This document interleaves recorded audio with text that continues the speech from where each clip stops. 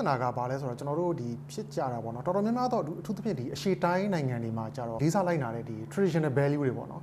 ဒီရိုးရာတန်ဖိုးတွေကိုလည်းသူကစံနှုန်းကိုထိန်းသိမ်းတဲ့အခါကျတော့ဒီ community ကတီးတန့်ကြီးလို့ဖြစ်သွားတယ်လူငယ်ကြပြန်တော့လေခေတ်ကြီးကအရန်မြန်နေတော့ဒီနည်းပညာနောက်ကိုလိုက်ရင်းနဲ့တချို့သော traditional value ကသူတို့တို့ကဓာကြီးကိုလိုက်နေလို့ရှိရင်နည်းပညာနောက်ကိုမလိုက်နိုင်မှာဖြစ်တဲ့အတွက်ကြောင့်တချို့ဟာတွေကိုသူတို့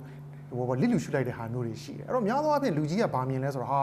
ဒီကောင်တွေကတော့ဖြင့်ငါတို့စက္ကန့်ပဲဆိုတော့ဒီ traditional value တော့ပျောက်တော့မှာပဲဒါဆိုတော့နေရာပေးဖို့လည်းနည်းနည်းခက်အောင်မလားမသိဘူးပေါ့လေအမှန်ကတော့ဆရာပြောသလိုပါပဲဖြစ်တင်တာက training ပေးပါလက်တွဲခေါ်သွားပါ traditional value ကတော့ဒီလိုကျွန်တော်တို့ဒီတမိုင်းကြောင်းတွေပြန်ကြည့်လိုက်ရင် traditional value တိုင်းဟာတန်ဖိုးထားတဲ့အရေးကြီးအချက်တွေကလွယ်လို့တချို့ဟာတွေကခက်နဲ့အကြီးအကုန်လုံးပြောင်းလဲသွားခဲ့တာပါပဲဆရာဘယ်အရာမှတစ်ချိန်လုံးအမြဲတမ်းတည်မြဲနေတာတော့မဟုတ်ပါဘူးအဲ့တော့ခက်ကလည်းပြောင်းလဲနေတာဖြစ်တဲ့အတွက်ကြောင့်လူငယ်ခြေတက်တွေကိုကျွန်တော်တို့ကနေရာပေးမှပဲ